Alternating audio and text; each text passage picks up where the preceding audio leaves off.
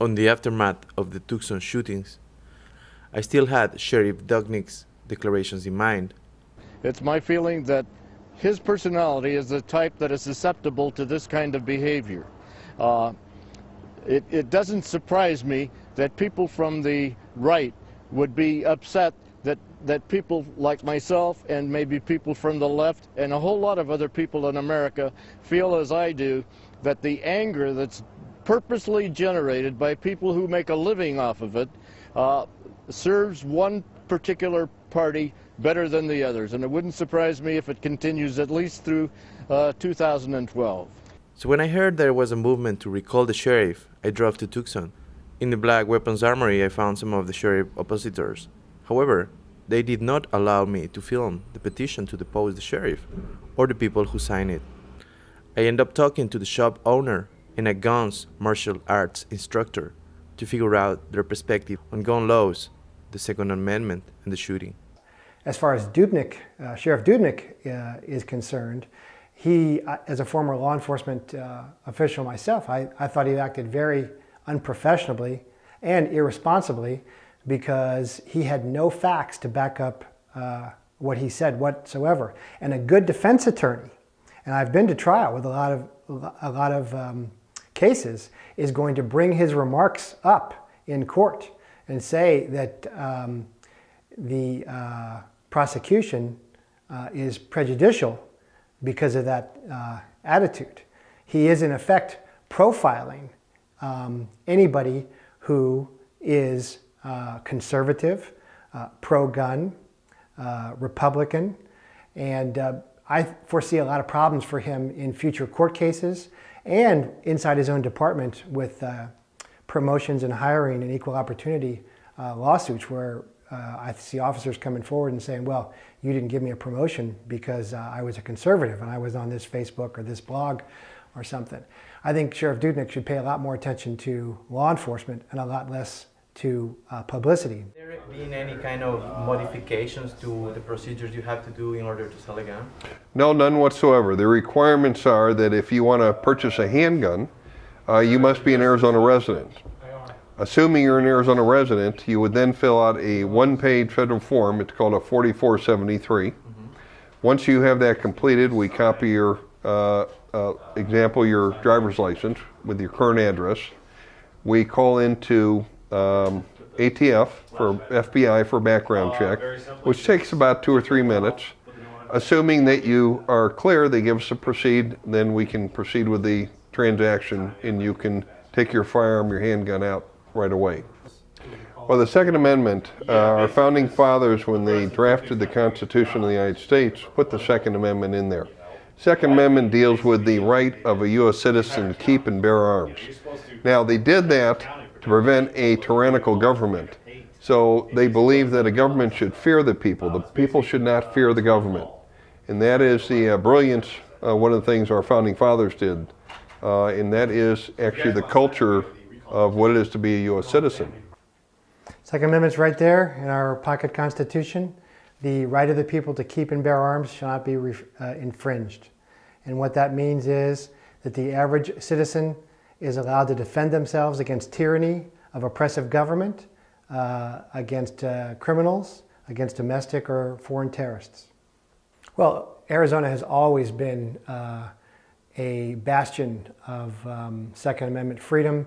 And if you're paying attention to American politics right now, Arizona is the epicenter of individual rights and states' rights, where we are opposing big government restrictions, and emphasizing individual and states' rights, including gun rights. Because if you aren't free, the reason we're free is not because we talk about it. The reason is because we're armed and able to defend it.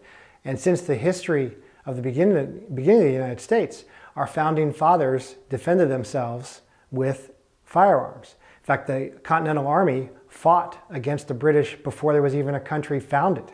Early Native Americans defended their freedom with firearms. Early African Americans defended their freedom with firearms.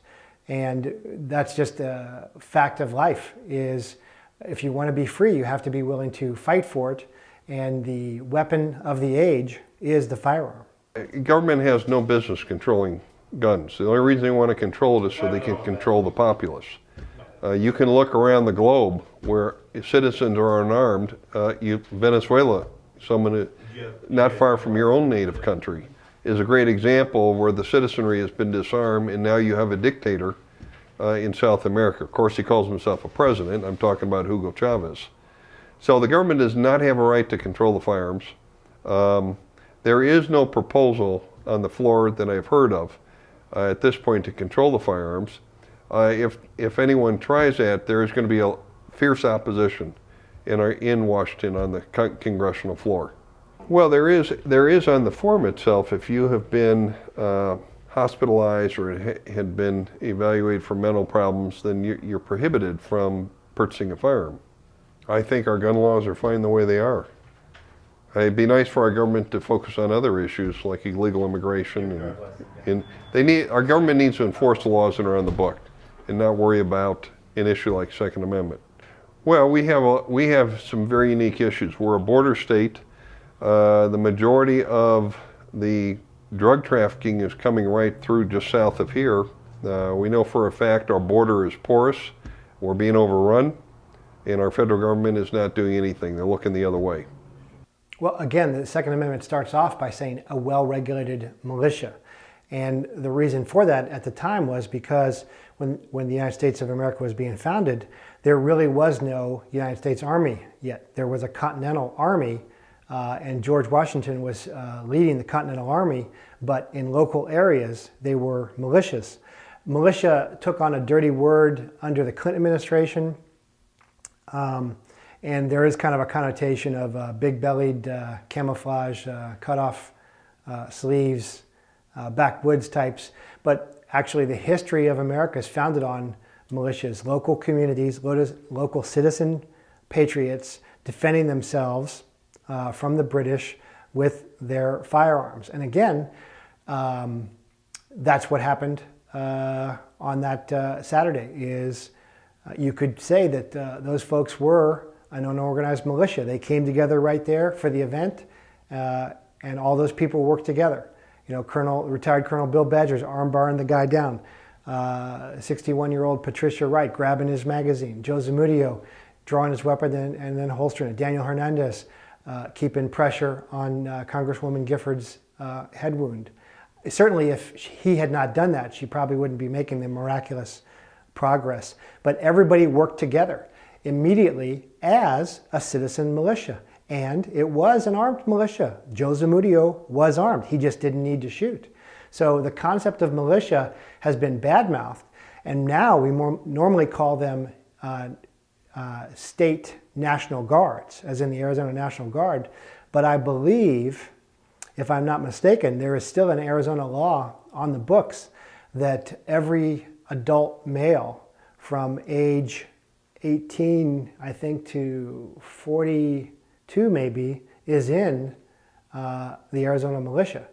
And it can still be called up. And again, the best kind of government is local government. Nobody knows how to govern themselves best than local people. This whole big government concept that people in Washington or people in the UN can best know what's best for us in different places is absurd. And militia shouldn't be a dirty word at all. For the real news, this is Oscar Leon.